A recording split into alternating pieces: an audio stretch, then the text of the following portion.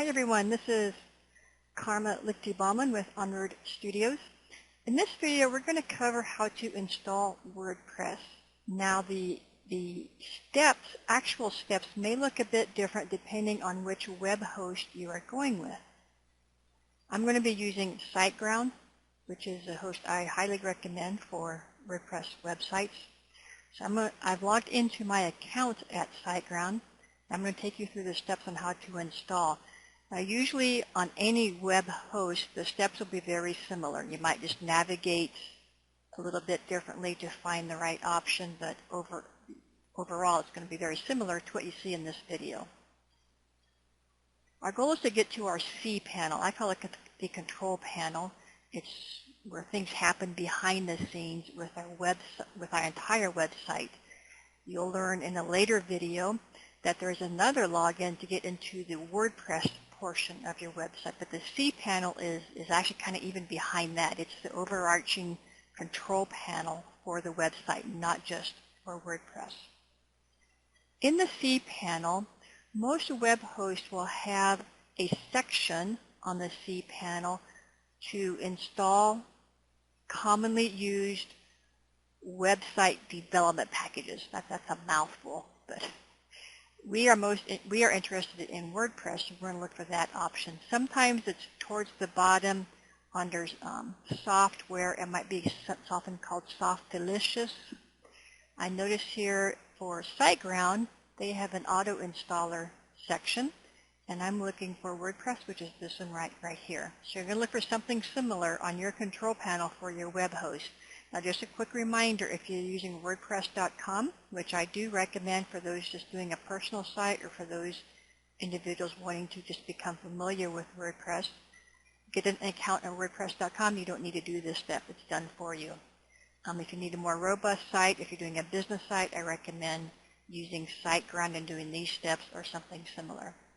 All right, I found my little WordPress icon. I'm going to click on that. It's going to take me to the next page where it kind of explains WordPress, etc.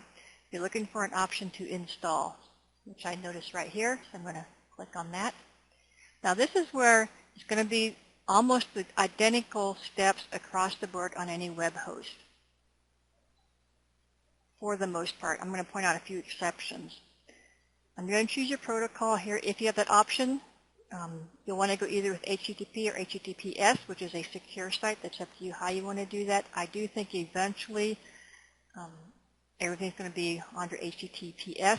Google is leaning towards that as well, but for now I'm going to leave it at HTTP. Then you'll see your site name here. I'm actually going to put this on a subdomain, and I'm only doing this because I'm demonstrating this to you. You will choose your actual website domain name there. And as I mentioned in the WordPress guide, you want to have your site name and a site description already kind of figured out before you get to this step, which I'm just going to kind of do on the wing here. We're going to call this Karma's Creaties. Whoops, something messed up. Let me go back there. Just back to there.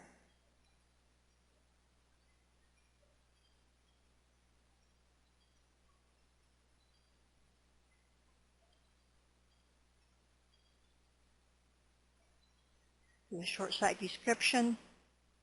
In this particular install, we have an option to turn on what they call Enable Multi-Site. You do not want to do that.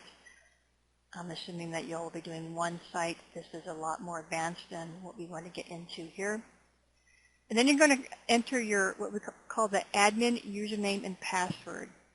Don't ever, ever, ever use admin as the admin username. Don't do this.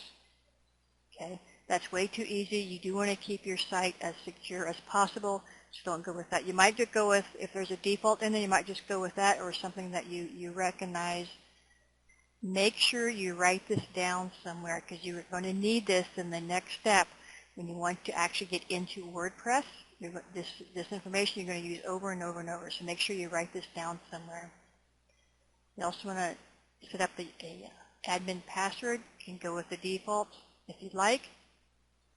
Again, whatever you use there, make sure that it is a strong password. I'm writing mine down really quickly. And then you're going to enter your email. I tend not to use the email that goes with this domain. I like to use another email, so if this site ever goes down or the connection isn't there, I can still get emails that will let me know that something's up with this. So I'm going to just type in a bogus email here for now. Don't use a bogus in your kind. I'm just doing this for demonstration. English as the language. You may or may not have this option, select plugins. This is something you can do after the fact. In fact, I have another video that shows you how to add plugins. So I'll leave that blank. And then with SiteGround, you can select a theme. I'm going to leave that to none. You're welcome to choose the one option that is here if you'd like. Again, you may or may not have this option. You can do this after the fact as well. And then you're good to go. You can click on install and you're good to go. Since I'm a little secure freak, I'm going to expand advanced options. I talk more about these settings in the WordPress guide. I give some recommendations on how to set up your database name, your table prefix. Now this is just behind the scenes information. You'll never see this. Actually, you probably will never see this. If you get very technical, you may get to it. But if you want to be maybe a little more selective and make your site a bit more secure, you might go in here and change these options to what I recommend in the WordPress guide. All right, then you simply click on install. And it's going to do the magic for you. It does take a few minutes to do this.